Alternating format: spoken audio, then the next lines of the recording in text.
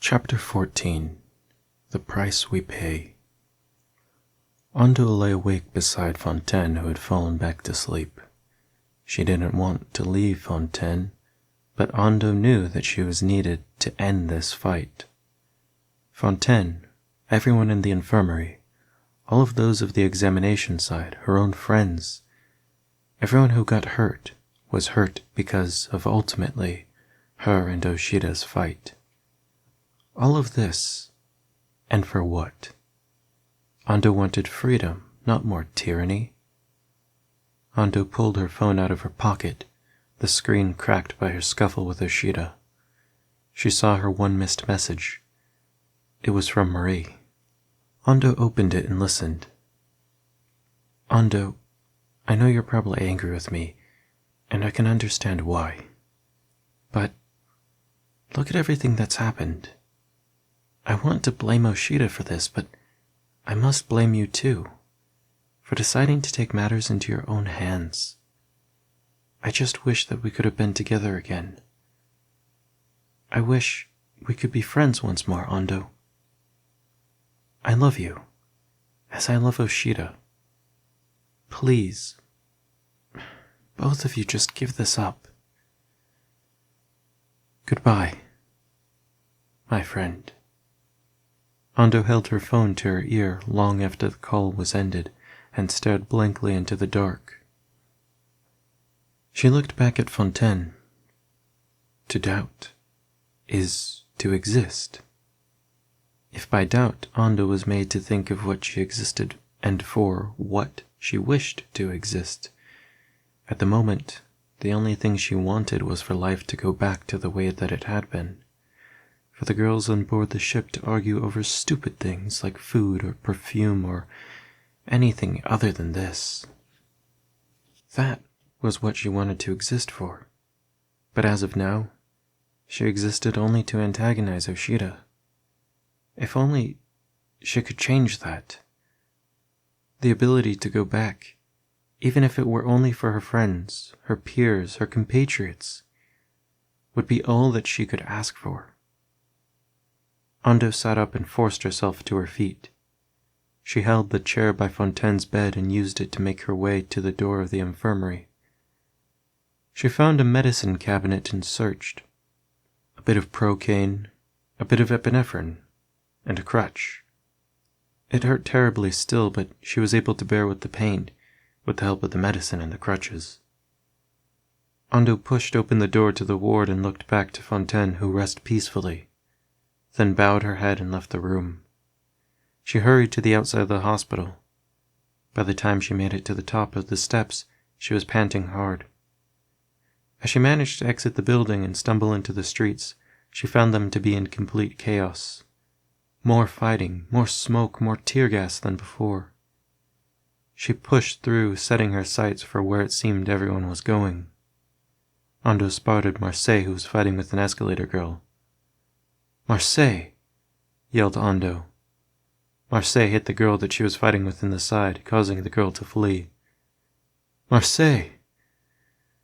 Marce turned to see Andou coming towards her with her crutches. "Andou, what the hell are you doing out here? You should be resting, your leg is fractured." "I know, but I need to get to the front line," said Andou. "Andou, no. Take me there. Take me or I'll crawl there myself, Marce. And don't so much as try to stop me," growled Andou. "All right," said Marce as she looked around. "Taxi!" she cried to one of the cabs that were assisting the resistance.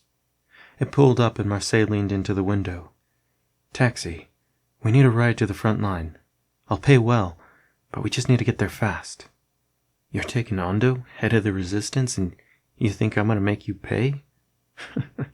"Don't bother. It's a pleasure. Driving the girl who's been helping us put those Escalator girls in their place, well, that in itself is payment," replied the girl as she pulled up. Andou got in and sat.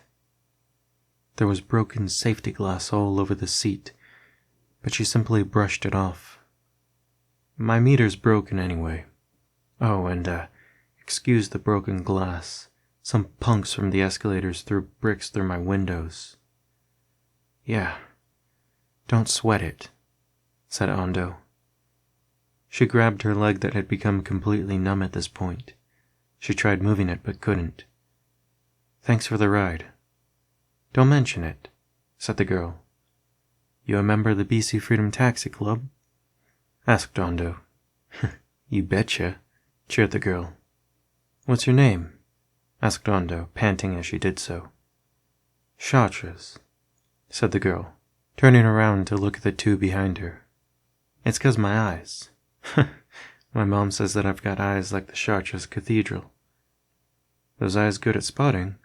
Asked Marce, both sarcastically and worried that her driver had her eyes off the road. Oh, you bet, cheered Chartres, as she veered around a car without turning her head. So, what are you doing going to the front with a hurt leg? Gonna kick some more ass? I want to end this fight, groaned Andou. Yeah, that'd be nice. Get those girls to give up to us, chuckled Chartres. It'll be nice to crush their tyranny. For every one of ours that they hurt, we will take down 3 of theirs, replied Marce. We are all cast from the same creator. For every one of theirs hurt, ours are hurt the same. Equal and opposite. Pushing each other further and further, said Andou in a slight daze. Oh crap, exclaimed Chartres, as she slammed on the brakes. ARL, up ahead. Andou looked up and recognized the line of tanks. Good, said Andou, opening the door to the cab. Wait, don't go out there. It's dangerous, cheered Chartres. Andou, yelled Marce as she struggled to open the door quickly enough to catch up. Andou rushed towards the tanks, pushing through into the intersection. On one side stood a crowd of examination students, and on the other a column of ARL tanks. The front driver pulled their handbrake, tearing into the cobblestone of the intersection as Andou tossed herself between the two forces, arms in the air. Stop! Screamed Andou at the top of her lungs. She then turned to face the crowd once the tank stopped and yelled once more. Stop it! What are you doing? Don't stop! Yelled Oshida from her place in the second ARL from the front. This is another ambush.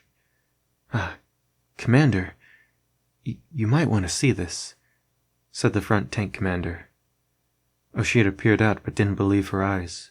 She lifted the hatch to her tank and spotted Andou standing in the middle of both the crowd and Oshida's tanks. Several of the other tank commanders left their vehicles, training rifles loaded with rubber bullets and shotguns with flash shells at Andou and the crowd.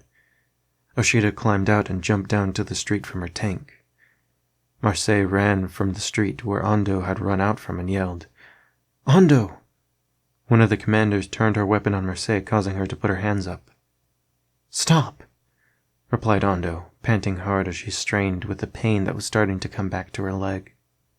All the exertion that she had done up to this point had caused the procaine to wear off quickly, even with the adrenaline shot that she had took.